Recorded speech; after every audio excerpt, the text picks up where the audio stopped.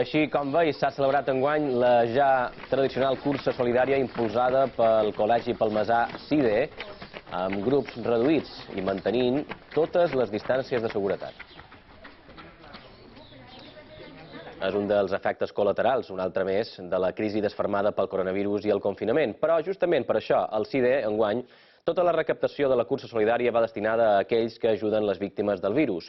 Més de mig milenar de persones hi han participat, això sí, no tothom al mateix lloc.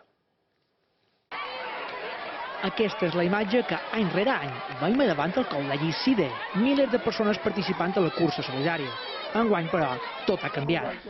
Només un grup de professors i veïnat de la zona s'han ajuntat per fer l'acte simbòlic de la cursa a la franja horària permesa i les mesures de seguretat adequades. Fa un moment eren 520 ja inscrits i de manera virtual cada un ho farà seguint directrius sanitàries per lloc on viu. Una inscripció mínima de 2 euros i tot va a Creu Roja Covid-19. I sempre hem participat amb il·lusió i amb ganes de poder ajudar a qualcú. La novetat enguany és que la cursa ha traspassat la frontera de Son Rapinya per arribar a altres indrets de Mallorca, on resideixen professors i alumnes, com per exemple Sencelles. Vivim a Sencelles i ja que enguany hem pogut anar a l'escola per participar com cada any i ho hem fet d'una manera un poc més especial. Farem algo simbòlic, farem una volta com cada diumenge per al poble, caminar. És una causa necessària, no? En les circumstàncies en què estem i hem de col·laborar d'una manera o d'una altra.